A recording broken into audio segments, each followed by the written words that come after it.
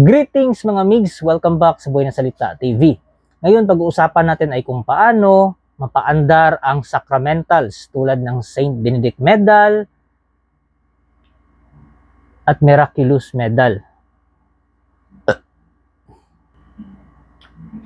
So sa nakaraang video natin na pinag-usapan natin ay ang about sa merit at ang Buddhist amulet.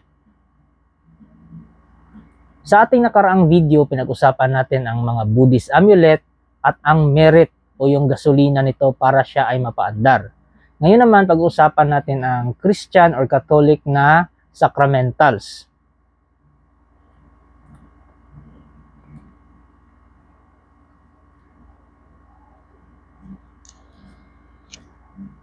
Ang pinakasusi para mapaandar po ang sacramentals.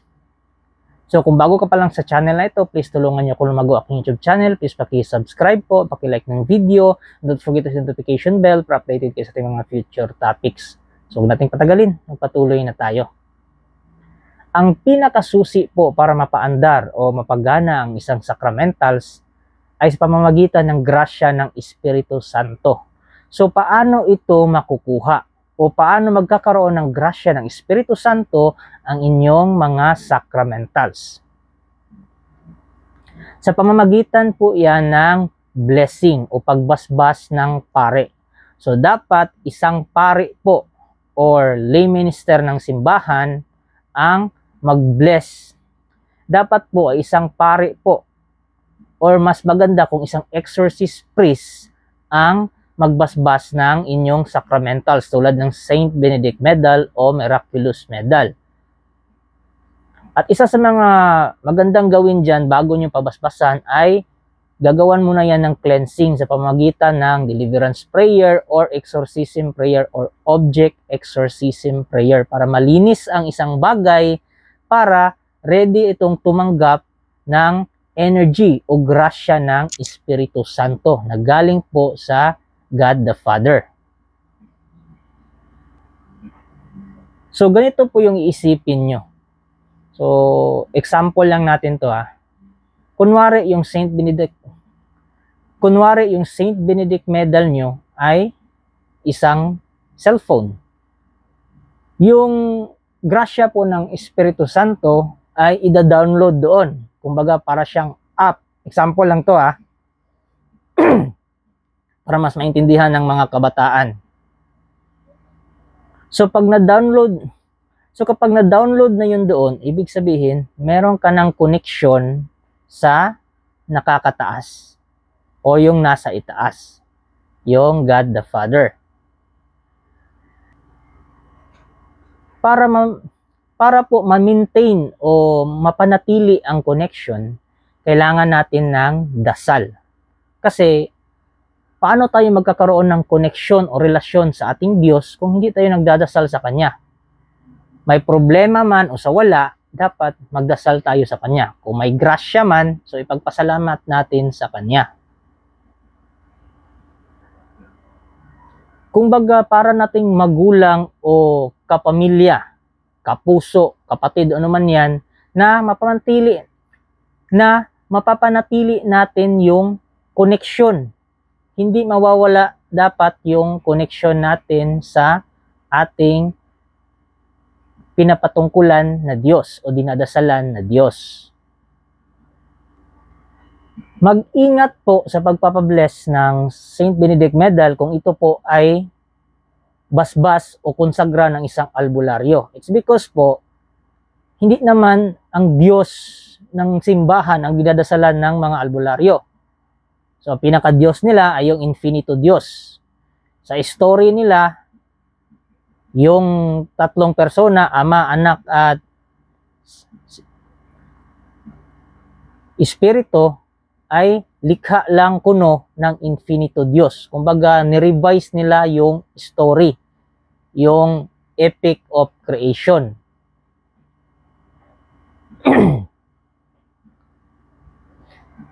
Mababasa nyo yan sa aklat ni Melencio Sabino na yan yung parang manual ng mga OG talaga na albularyo. Yung mga nagkalat ngayon sa social media, mga gaya-gaya na lang yon at hindi nila alam yung history talaga.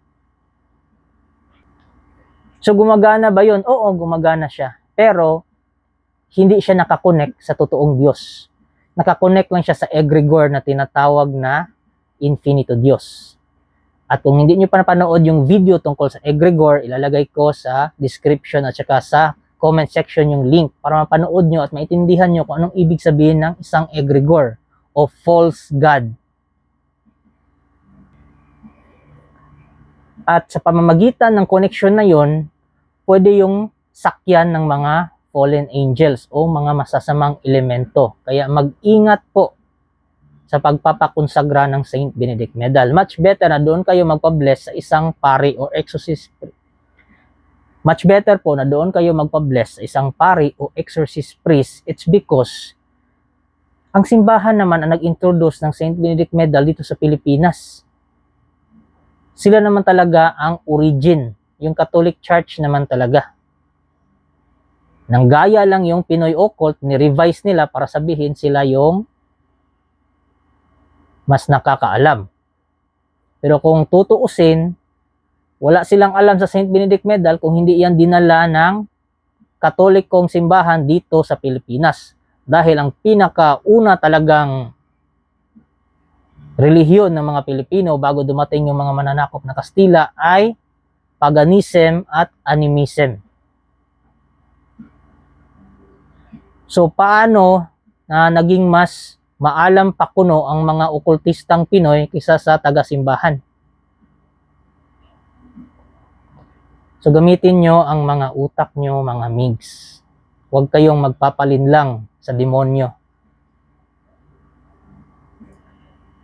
Kung ang inyong Saint Benedict Medal ay nakakonect, sabihin natin nakakonect sa Wi-Fi ni God the Father. Gawin natin example yung Wi-Fi para maintindihan ng mga kabataan. So, kung ikaw ay connected doon, maaari bang maputol ang connection? May mga tendencies, mga migs, na maputol yung connection sa pamamagitan ng una, paggawa ng masama. Kumbaga, paggawa ng kasalanan. So, makikita nyo yan sa Bible yung 7 capital sins. So, hindi ko lang masasabi kung mapuputol ka agad or malalabo lang yung reception. Kasi minsan yung mga taong may ginawa na hindi naman grabing kasamaan ay nililigtas pa rin ng kanilang mga anghel de la guardia. Binibigyan pa rin ng chance ni Lord. Kung baga, lumalabo lang yung connection. Kung galing sa 5G, so nagiging 3G lang siguro. Pero hindi ibig sabihin nun wala ka ng connection. Medyo mabagal lang yung uploading ng prayers mo. It's because may mga humihila dito pababa yung mga negative energy na galing sa nagawa mong kasalanan. Hindi ako nagmamalinis. Makasalanan din ako, mga migs. Yan ang totoo. At isa pa sa nakakaputol talaga ng connection ay yung parang virus. Yung inuorasyonan nyo ng mga orasyon na hindi nyo naiintindihan, na yun pala ay galing pala sa Infinito Diyos, tulad ng Salumptum Mundi.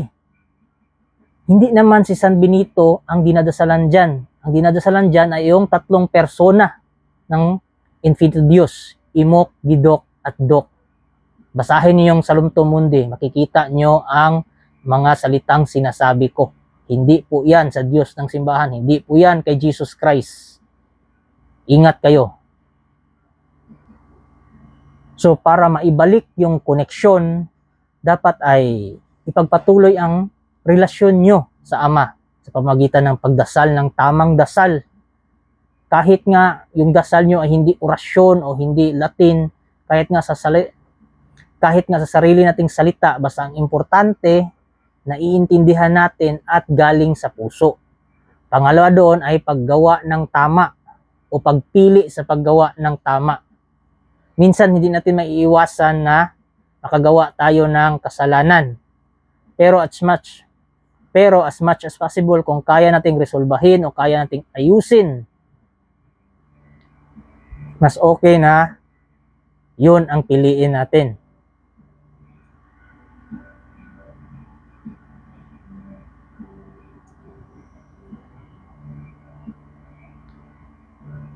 Kasi mga migs, ang Saint Benedict Medal po ay isa yung reminder na dapat mapanatili ang koneksyon o relasyon natin sa ating Ama o Diyos Ama. So kung ang Buddhist amulet ay universal energy o yung good karma o yung kabutihan, ang nagpapaandar dito, ang mga sacramentals naman ng Katolik ay yung koneksyon at ang grasya ng Espiritu Santo ang nagpapaandar dito. Kumbaga parang kandila yan na kapag may koneksyon ka sa God the Father, ibig sabihin na iilawan ka nung kandila niya. Ibig sabihin na iilawan ka nung ilaw ng kandila ng God the Father. So sakop ka ng kanyang energy of light. So walang makakapenetrate sa iyo na shadow o negative energy. At yung energy na yon ay pwede mong ipamahagi sa iyong kapamilya, sa iyong immediate family. Bali, ikaw yung magsisilbing kandila ng membro ng pamilya mo. Huwag mo lang gawing negosyo na pati buong komunidad ay iilawan mo. Ang dapat mong gawin ay maging inspirasyon ka lang sa kanila. Dapat sila magkusang loob, magbalik loob, para galing talaga sa puso ang koneksyon na ibibuild nila to the God the Father. At syempre, nasa Bible na hindi ka makakonect sa God the Father kung hindi through Jesus Christ. Kung baga mga migs, ganito yan eh. Yung cellphone natin, di ba, pwede natin gawing hotspot. Sabihin natin yung hotspot, yung energy na yun yung aura natin na nagtataboy sa mga negative energy. Pero yung hotspot natin, wala tayong load o internet doon kung hindi tayo nakakonect sa main source, sa main wifi or sa data ng nakakataas. So yung data na yun yung grasya ng Espiritu Santo. At paano ma-download yung data na yon? Sa pamamagitan ng relasyon o connection. At paano makakuha ng connection? Sa pagdarasal sa Kanya ng buong puso. At hindi masama yung intention mo. Kumbaga, nagdadasal ka lang sa Kanya kasi gusto mong maging manggagamot, magpasikat, magkapera, at iba pa. Hindi para sambahin talaga ang iyong Diyos Ama. Kasi nung hindi pa nauso yung mga manggagamot sa internet, yung mga taong to hindi marunong magdasal. Kahit nga siguro ngayon, hindi nyo memorize yung mga Bible verse, hindi kayo nakabasa ng Bible. Ang nasa isip nyo lang yung mga Latin na orasyon na hindi nyo naman naiintindihan kung ano yung kahulugan.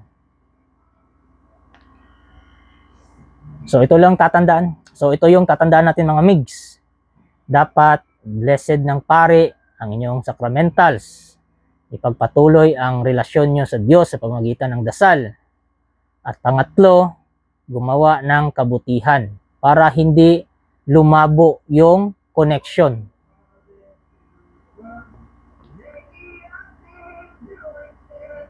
So mga migs, I hope nag-gets nyo yung point at please paki-share ang video ito sa mga kilala nyo.